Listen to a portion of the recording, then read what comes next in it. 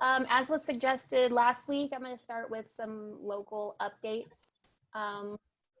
So this is from the sanantonio.gov website. So if you go there, you can find a whole page about COVID.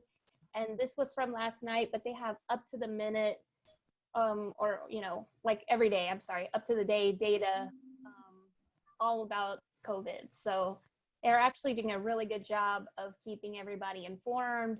You can see like the zip code map is, how many cases per zip code.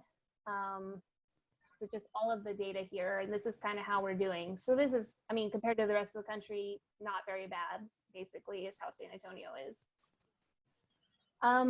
So this is the important thing from last week. The Bexar County judge added to the original disaster declaration and executive order.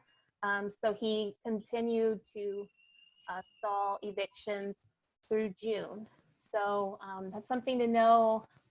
There was something in there where he was recommending that judges and courts and landlords coordinate on a way to create a timeline after that, but I think it's probably, even if it opens June 1st, there's probably a backlog. So evictions are going to be held off for a while. And then foreclosures are halted till July 6th. So those were the two parts. There was other stuff, lots of stuff about face masks, but as far as things that investors care about, these were the two important bits. And then here, so I was talking with the pastor of my church, and he was saying that they were working with the city to make millions of dollars available to people who are facing eviction. And so I started looking around after he said that and found this link. And it looks like people can apply, and the city will pay the landlord directly. And so there is a little bit of like paperwork. You do have to sign up as a vendor with the city and do a W-9 and all of that. But if you have struggling tenants, send them to this link. Not only does that, help you get paid and avoid, that all of those headaches, but, it shows your tenants that you care and you want to help them. You're not just saying like, give me my rent. So here's the local market data. There's not a whole lot of new data because we're in the middle of the month.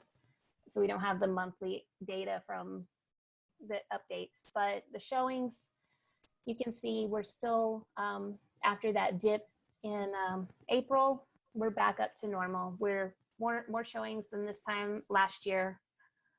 So that's a good sign. Market's pretty healthy. Same thing with renters, just as many renters looking as there were last year. So there's no decline there. There's no need to panic about being able to find a tenant right now. And then these are the weekly sales. And we talked about last week how, this has gone down because inventory is lower, because fewer sellers are listing.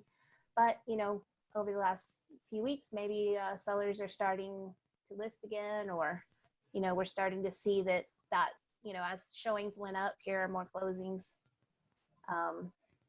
That, obviously the closings would lag behind the showings. So, and then the price has stayed pretty steady.